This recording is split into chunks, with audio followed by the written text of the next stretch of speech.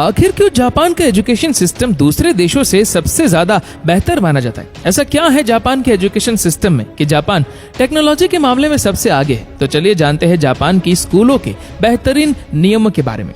दोस्तों, जापान में स्कूल का टाइम सुबह 8:30 बजे से शुरू होता है और सभी को टाइम पर पहुंचना जरूरी होता है। अगर स्टूडेंट 5 मिनट लेट हो जाता है तो उसे 1 सप्ताह तक जल्दी आकर अपनी क्लास की साफ सफाई करनी पड़ती है और यही उसकी सजा होती है। साथ ही जापान के स्कूलों में जो भी चीज सिखाई जाती है वो हर चीज प्रैक्टिकल करके ही समझाई जाती है। यहाँ पर सभी बच्चे सभी चीजों को प्रैक्टिकल करके ही सीखते हैं, इसीलिए यहाँ के लोग सबसे ज्यादा इनोवेटिव माने जाते हैं।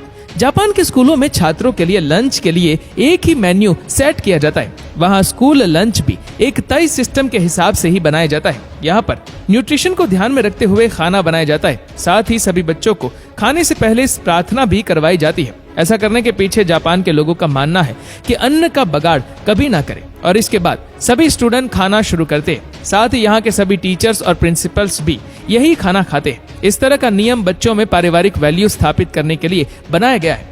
हैरान कर देने वाली बात तो ये है कि खाना खा लेने के बाद यहाँ के स्कूल को क्लीन करने के लिए कोई सफाई कर्मचारी नहीं होते, बल्कि स्कूल के सभी स्टूडेंट को मिलकर पूरे स्कूल की सफाई करनी होती है और स्कूल के सभी टीचर और प्रिंसिपल को भी ये सब करना पड़ता है। इसमें क्लास में झाड़ू लगाने से लेकर बाथरूम साफ करने तक सभी चीजों को साफ किया जाता है और इससे स्टूडेंट को साफ सफाई रखने की वैल्यू पता लगती है और यही काम को वही लोग अपना कर्म समझते हैं। साथ ही ऐसा इसलिए भी किया जाता है ताकि बच्चे बचपन से ही अपनी माँ के घर को साफ करवाने में मदद कर सके और साथ ही टीचर्स और प्रिंसिपल्स भी ये काम इसीलिए करते हैं ताकि बच्चों को ये दिखाया जा सके कि साफ सफाई करने में कोई छोटा या बड़ा नहीं होता। साफ सफाई करना छोटे से लेकर बड़ों तक सभी का फर्ज होता है।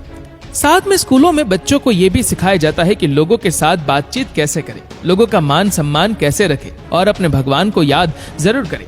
जापान में स्कूलों में ही बड़ों के सामने झुकने के लिए प्रेरित किया जाता है और ये स्कूल आते जाते वक्त करना जरूरी होता है। साथ ही जापान के सभी स्कूलों में सैटरडे और संडे छुट्टी भी रखी जाती है और सभी बच्चे सैटरडे और संडे अपने परिवार के साथ पूरा दिन अच्छे से वक्त बिताते हैं। साथ ही जापान में न्यू ईयर एक काफी इम्पोर्टेंट त्योहार है। आपको ये जानकर हैरानी होगी कि न्यू ईयर के दिन आपको सड़कों पर तो क्या कहीं पर भी कोई भी लोग दिखाई नहीं देंगे, क्योंकि सभी लोग न्यू ईयर पर अपने परिवार के साथ मनाते हैं। वहाँ सब समझते हैं कि परिवार एक व्यक्ति के जीवन का सबसे सुंदर उपहार है। वहाँ पर हर कोई अपने से सामने वाले व्यक्ति के साथ आदर और सम्मान से बात करते हैं। वहाँ सबको अभिवादन के साथ बुलाया जाता है। ये सब इन बच्चों को स्कूल में ही सिखाया जाता है। अब जानकर हैरान रह जाएंगे कि जापान के स्कूलों में 10 साल तक कोई भी एग्जाम नहीं लिया जाता। ऐसा इसलिए किया जाता है क्योंकि जापान के स्कूलों में ज्ञान से ज्यादा सभ्यता सिखाना जरूरी समझा जाता है। वहाँ ये माना जाता है कि स्कूल के पहले कुछ साल सिर्फ बच्चे के डेवलपमेंट पर ध्यान देना चाहिए,